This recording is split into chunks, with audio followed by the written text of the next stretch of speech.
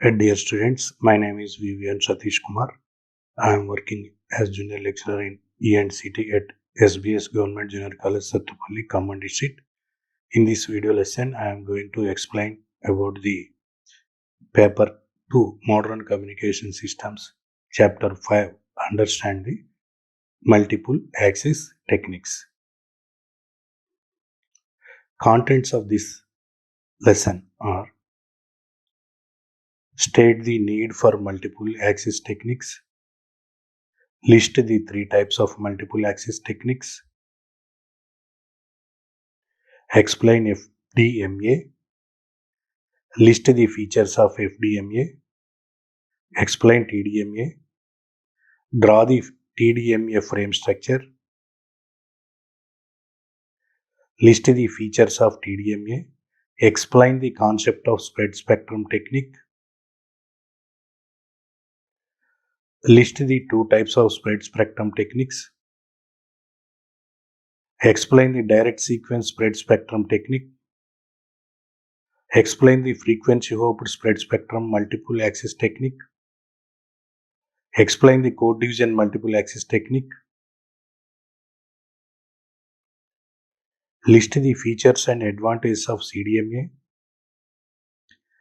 compare FDMA, TDMA and CDMA, state near far effect in CDMA, explain the concept of soft handoff and power control in CDMA.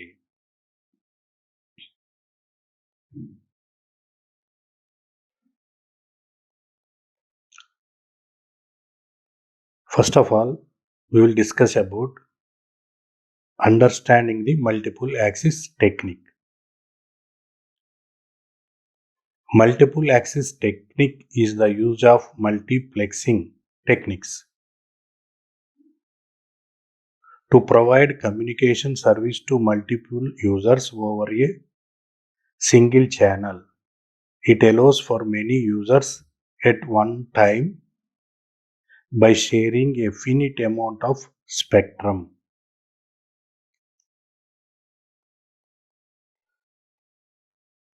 Dear students, మనం బహుళ access టెక్నిక్ని అర్థం చేసుకోవడానికి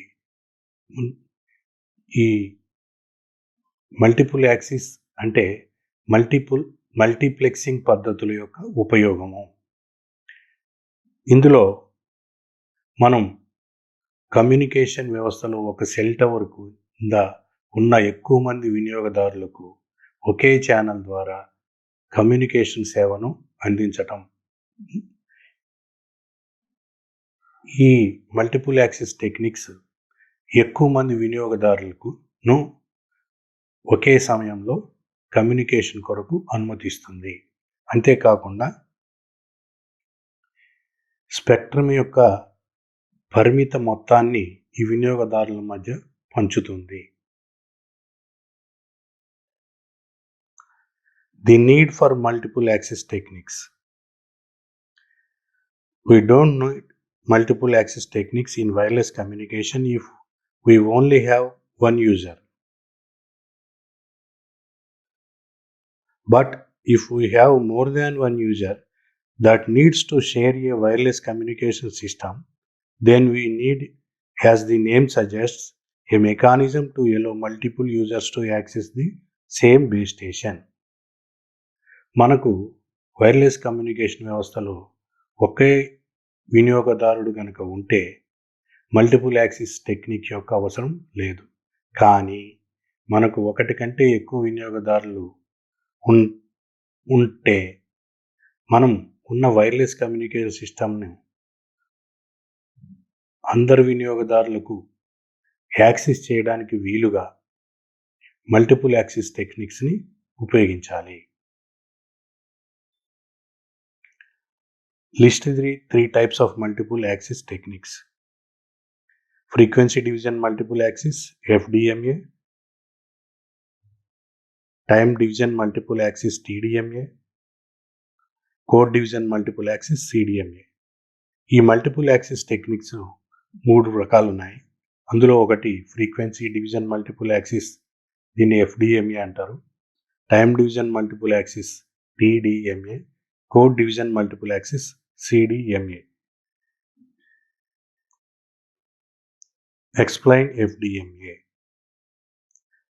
This was the initial multiple access technique for cellular system in which each individual user is assigned a pair of frequencies while making or receiving a call as shown in figure.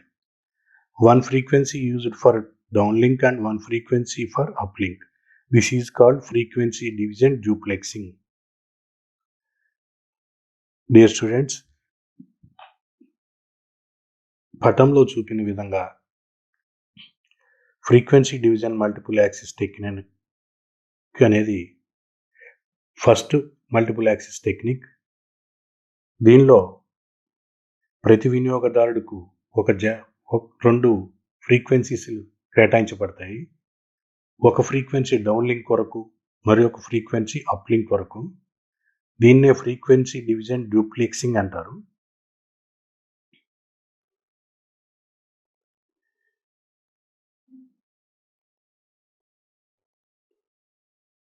That allocation of frequency pair is not used in the same cell or adjacent cells during the call so as to reduce the co-channel interference.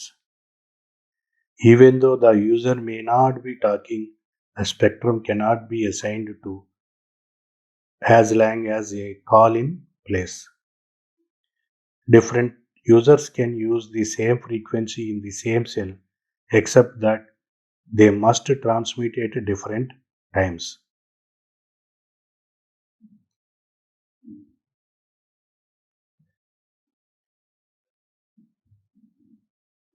కో-ఛానల్ జోక్యాన్ని తగ్గించడానికి కేటాయించిన ఫ్రీక్వెన్సీని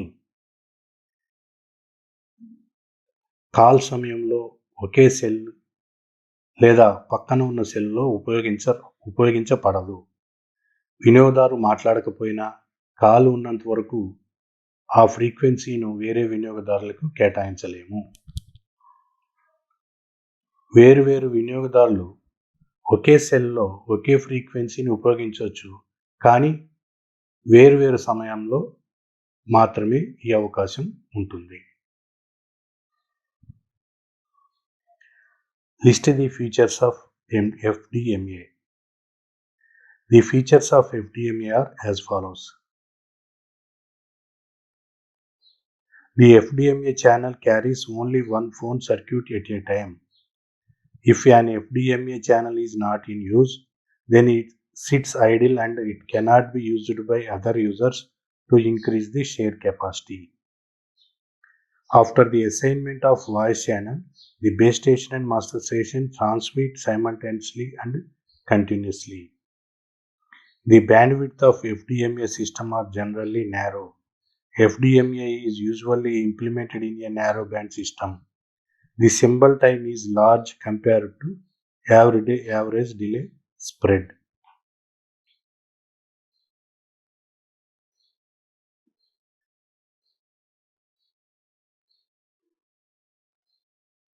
FDMA లక్షణాలు ఈ క్రింది విధంగా ఉంటాయి. FDMA ఛానల్ను ఒకసారి ఒక వినియోగదారుడికి మాత్రమే కలిగి ఉంటారు. ఒకవేళ FDMA ఛానల్లో ఆ వినియోగదారుడు కాల్ చేయకపోయినా ఆ ఫ్రీక్వెన్సీ ఇంకొకరికి కేటాయించబడదు. వాయిస్ ఛానల్ కేటాయించిన తర్వాత బేస్ స్టేషన్ మరియు మాస్టర్ స్టేషన్ ఒకేసారి మరియు నిరంతరంగా ప్రచారం చేస్తాయి. FDMA వ్యవస్థల యొక్క బ్యాండ్ విడ్త్లు సాధారణంగా నేరో, అంటే FDMA సాధారణంగా నేరో బ్యాండ్ విధానంలో అమలు చేయబడుతుంది. దీంట్లో symbol time average delay spread కంటే చాలా ఎక్కువగా ఉంటుంది. The complexity of the FDMA mobile system is lower than that of TDMA mobile systems. FDMA requires tight filtering to minimize the adjacent channel interference. FDMA mobile యొక్క సంక్లిష్టత TDMA mobile system కంటే తక్కువగా ఉంటుంది. Adjacent channel interference తగ్గించడానికి FDMAలో ఎక్కువ filterisation అవసరము.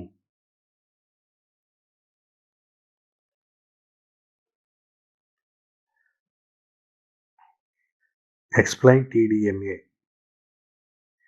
As shown in figure, here the time axis is divided into different slots. In TDMA, the entire bandwidth is available to the user, but only for a finite period of time. In most cases, the available bandwidth is divided into fewer channels compared to FDMA. ఈ TDMAలో మొత్తం bandwidth వినియోగదారులకు అందుబాటులో ఉంటుంది, కానీ ఇది limited period, పరిమిత కాలానికి మాత్రమే ఉంటుంది. చాలా సందర్భాలలో అందుబాటులో ఉన్న బ్యాండ్విడ్త్ FDMతో పోలిస్తే తక్కువ ఛానల్స్గా విభజించబడతాయి. The users are allotted time slots during which they have the entire channel bandwidth at their disposal, as shown in figure. పటంలో చూపిన విధంగా యూజర్లు టైం స్లాట్ను కేటాయించారు. ఈ సమయంలో వారు మొత్తం channel బ్యాండ్విడ్త్ని ఉపయోగించుకోగలుగుతారు.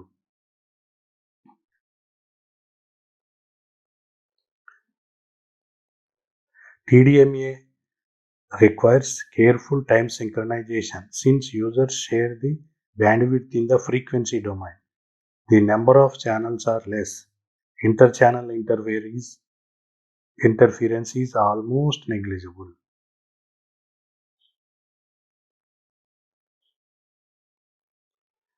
TDMA uses different time slots for transmission and reception. This type of duplexing is referred as time division duplexing. In digital systems, continuous transmission is not required because users do not use the allotted bandwidth all the time.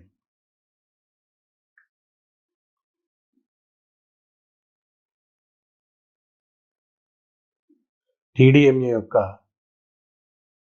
లక్షణాలను మనం పరిశీలించినట్లయితే, వినియోగదారులు frequency డొమైన్లో బ్యాండ్విడ్త్ను share చేసుకుంటారు కనుక time synchronisation అనేది చాలా అవసరం.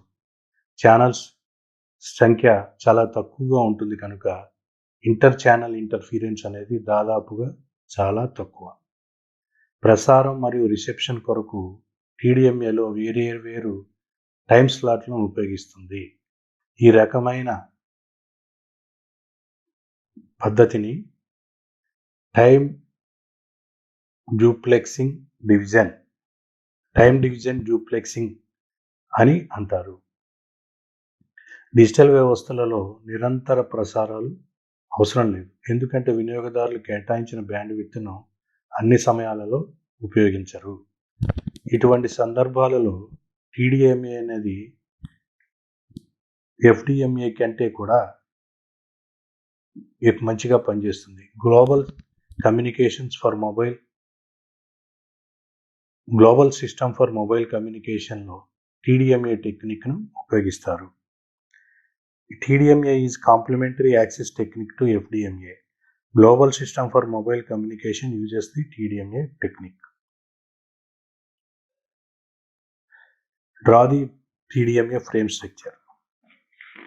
TDMA frame structure ni మనం ఫిగర్లో చూపెట్టాం. As shown in the figure, TDMA frame structure consists of 3 parts.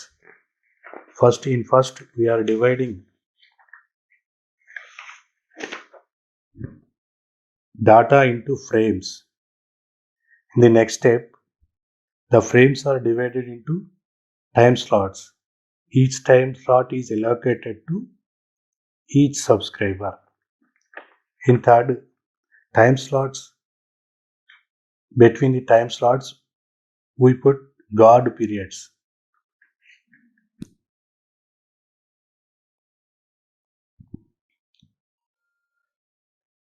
TDMA frame నిర్మాణాన్ని మనం పటంలో చూపించిన విధంగా ఉంటుంది. మొదట డాటా స్ట్రీమ్ను ఫ్రేమ్లుగా విడగొడతాము. తర్వాత ప్రతి ఫ్రేమ్ని ప్రతి వినియోగదారుడికి అలాట్ చేస్తాము.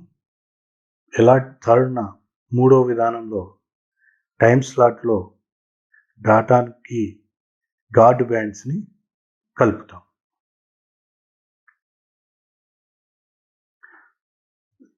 List the features of TDMA. The features of TDMA includes the following. TDMA shares a single carrier frequency with several users, where each user makes use of an non-overlapping time slots.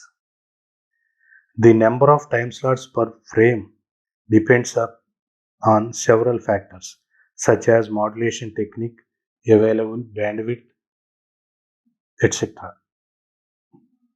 Data transmission in TDMA is not continuous, but occurs in bursts. This results in low battery consumption, since the subscriber's transmitter can be turned off when not in use. Because of discontinuous transmission in TDMA, the handoff process is much simpler for a subscriber unit, since it is able to listen to other base stations during the idle time slots. TDMA uses different time slots for transmission and reception, thus duplexers are not required. TDMA లక్షణాలు. TDMA ఒకే carrier ఫ్రీక్వెన్సీని అనేక వినియోగదారులతో share చేసుకుంటుంది కనుక ప్రతి వినియోగదారులు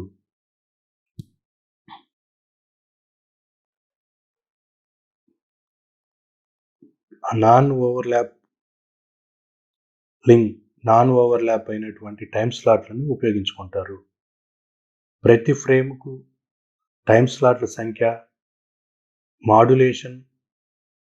ఉపయోగించిన modulation పద్ధతి మరియు అందుబాటులో ఉన్న బ్యాండ్విడ్త్ మొదలైన అంశాలపై ఆధారపడి ఉంటుంది.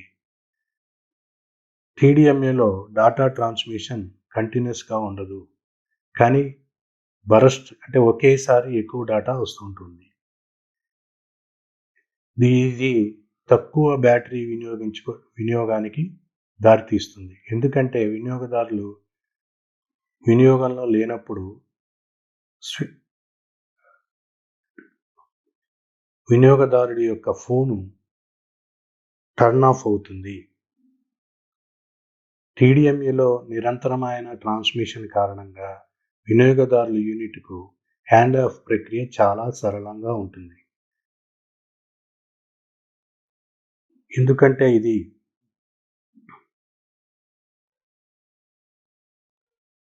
ఐడిల్ టైం స్లాట్స్లో వేరే బేస్ స్టేషన్లను వినగలదు. ప్రసారం మరియు రిసెప్షన్ల కోసం TDMA వేరువేరు సమయ స్లాట్లను ఉపయోగిస్తుంది, అందువల్ల డ్యూప్లెక్సర్ల అవసరం లేదు. Explain the concept of spread spectrum technique. What is a spread spectrum communication system? It spreads the signal over a wide portion of the spectrum. A simple audio signal normally occupies a few kilohertz of the spectrum and can be expanded to cover many megahertz using spread spectrum. In this, the power density of the spread spectrum signal is responsible for immunity of both interference and eavesdropping. Spread spectrum యొక్క వివరణ. Spread spectrum communication system అంటే ఏమిటి? ఇది spectrum యొక్క wide పోర్షన్లో వ్యాపించబడి ఉంటుంది. సరళమైన audio signal సాధారణంగా కొన్ని కిలోహెర్ట్జ్లను ఆక్రమిస్తుంది.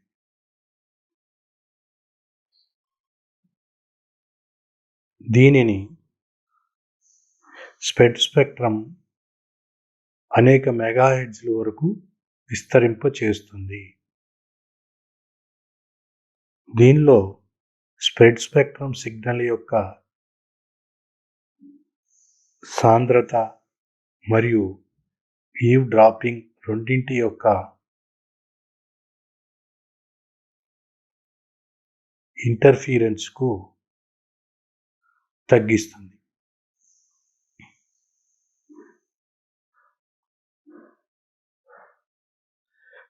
Spectrum communication system. This communication is effective in portable mobile environment. In spectrum, only a small part of communication will be lost, and this can be made up by the use of error correcting codes. This communication is popularly used in military application to avoid an unauthorized eavesdropping and on confidential transmission. It is also used in military applications where interference often consists of deliberate jamming signals. Spectrum communication system portable mobile వ్యవస్థలో ఈ communication ప్రభావవంతంగా ఉంటుంది. స్పెక్ట్రంలో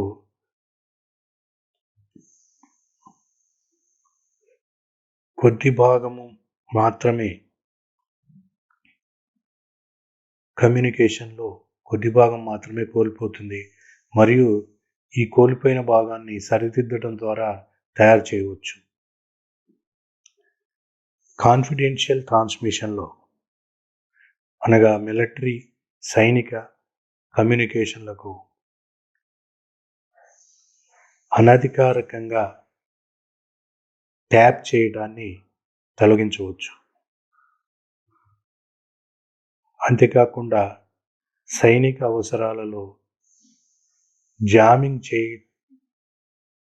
చేయటానికి కూడా తగ్గించవచ్చు.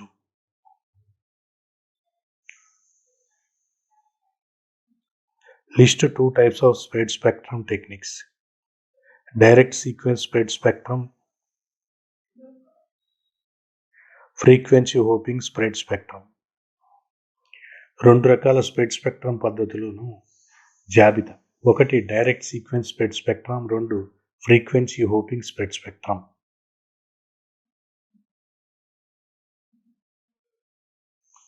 Explain the direct sequence spread spectrum technique. In this, data is to modulate the transmitter with a bit stream consisting of pseudo-random, which is much higher rate than the actual data to be communicated. What is pseudo-random? Pseudo-random means that the bit stream appears at first glance to be a random sequence of zeros and ones, but actually generated in such a way to repeat exactly from time to time, and the data to be transmitted is combined with PN. In this, for combining data to be transmitted with PN, a common technique is used which invert all the bits of PN stream during the read data is represented by 1 and leave the PN bit stream unchanged with data 0 is to be transmitted.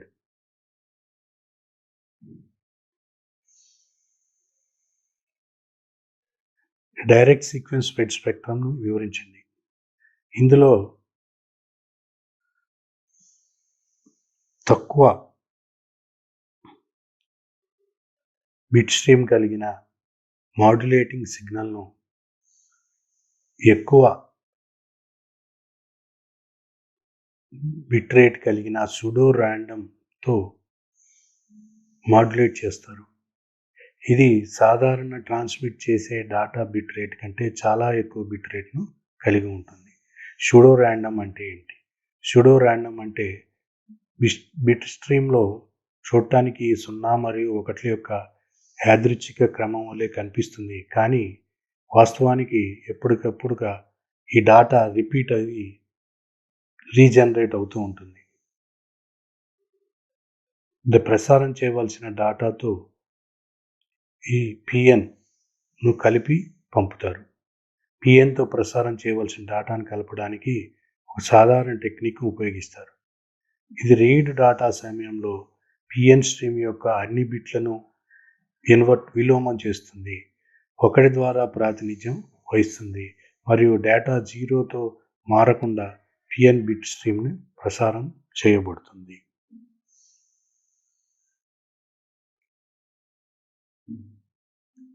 The extra bit transmitted in this way are called chips and the resultant bit rate is known as chipping rate.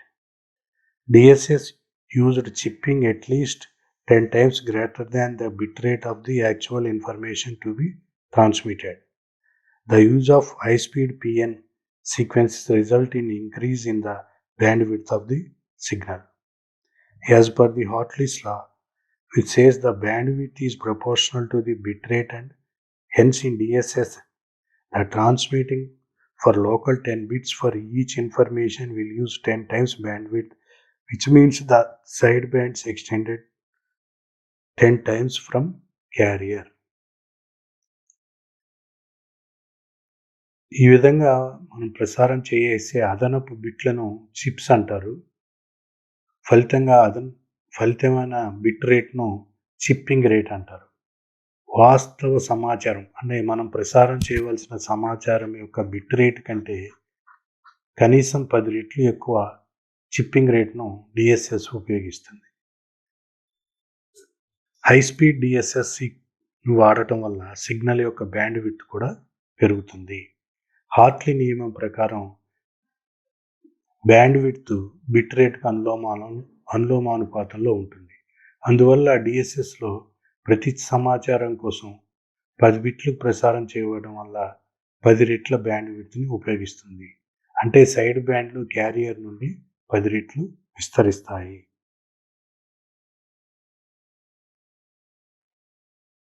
Direct sequence spread spectrum signal. పటంలో చూపిన విధంగా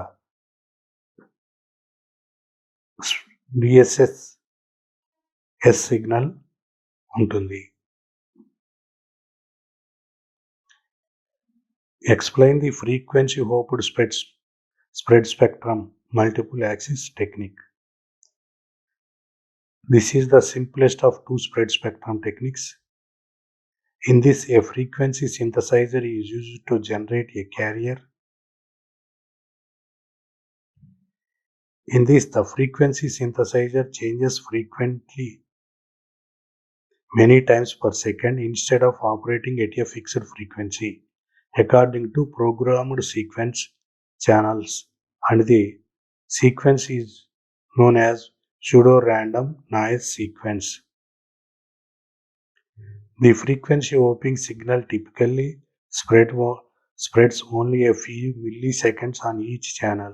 Any interference to it from a signal will be a short duration, and the interference will appear as click and may pass unnoticed.